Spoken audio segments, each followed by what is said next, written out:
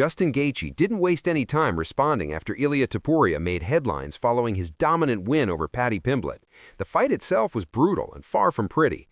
Gaethje absorbed real damage along the way, but that's exactly the type of war he thrives in. He pushed through the chaos, delivered relentless pressure, and walked out with what many are calling the biggest victory of his career so far.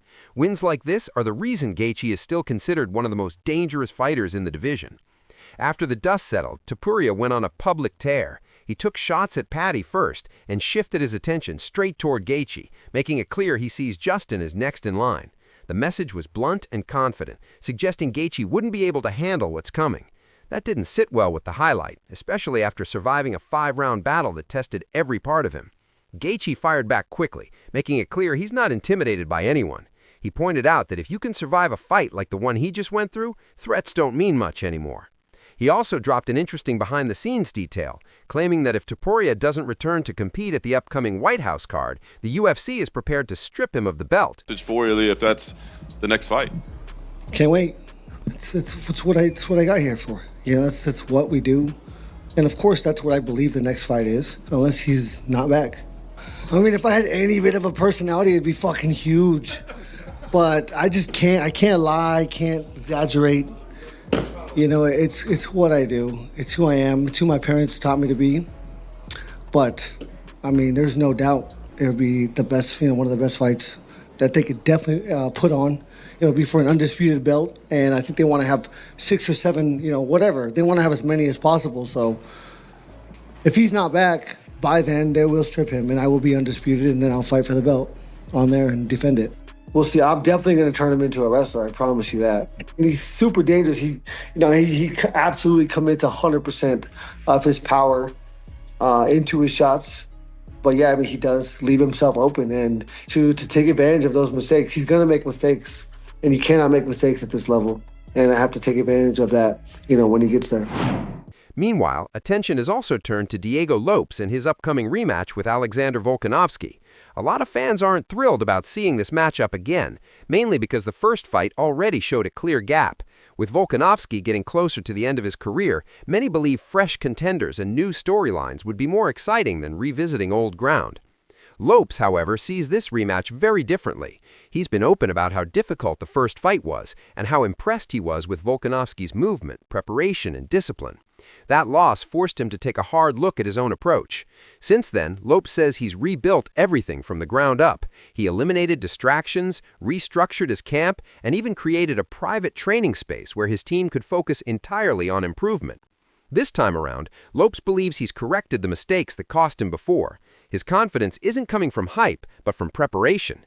He feels stronger in specific areas, especially when it comes to controlling the fight and capitalizing on opportunities that weren't there the first time.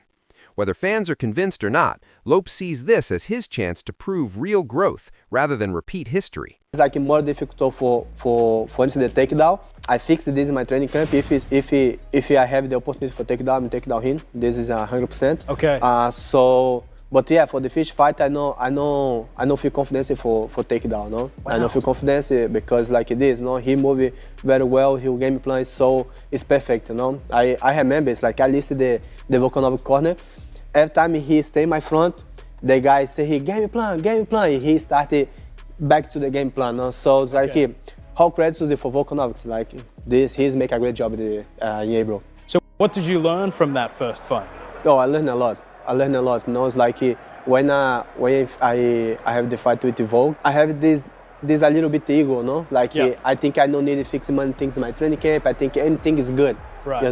But after the fight, I see many things like it's not good in my training camp. So after this fight, I fix many things, I fix many things. Finally, all eyes are also on Israel Adesanya as he prepares for his return against rising knockout threat Joe Pyfer at UFC Seattle.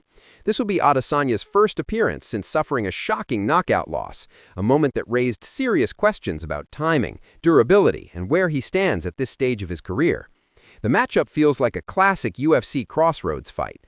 Adesanya still possesses elite striking, distance control, and fight IQ, but he's facing a younger fighter with serious power and momentum. Pyfer has rebounded strongly from his lone setback and is being positioned as a legitimate threat.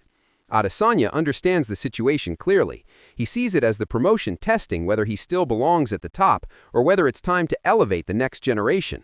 Despite online trolling and social media noise, Izzy has brushed it all off, pointing out how artificial things have become in the age of edits and AI. For him, the only thing that matters is what happens inside the cage. Yeah, just what I need to come back to. A dangerous opponent that they try to feed me to. So do you view it that way? Like, do you think that they're trying to build him off of you?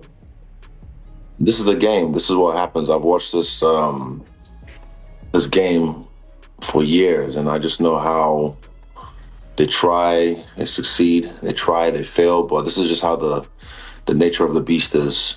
Okay. He did seem to have a lot of respect for you and say a lot of nice things, and then like a day after the interview, he posted something on Instagram that got people upset. Did you see this photo? I didn't see it till 2 days later. I had there.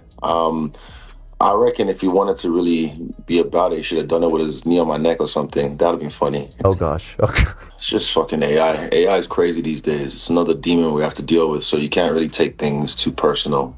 Yeah, no, you can't take offense to things like that. I mean, people can say anything and make anything these days, so...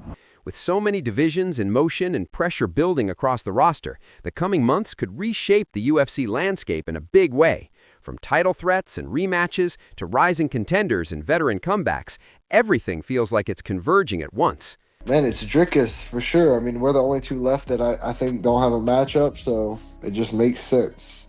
I don't know. You never know with that dude.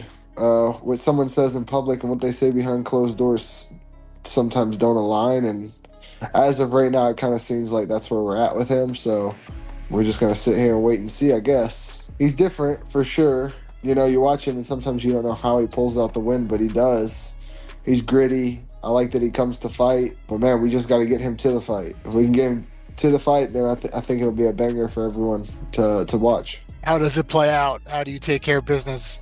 I'm gonna beat him up, man. Like he's good at making it a fight. I'm good at giving a fight, and I think I beat him everywhere. I think I beat him striking. I think I beat him on the ground. Clearly, I think I beat him on the ground. But I think I'm going to beat him striking as well, and I think I get him out of there before the end of 5 if it's a main event for sure. That's it for today's MMA update. Thanks for watching, and make sure to stay tuned for more fight news coming soon.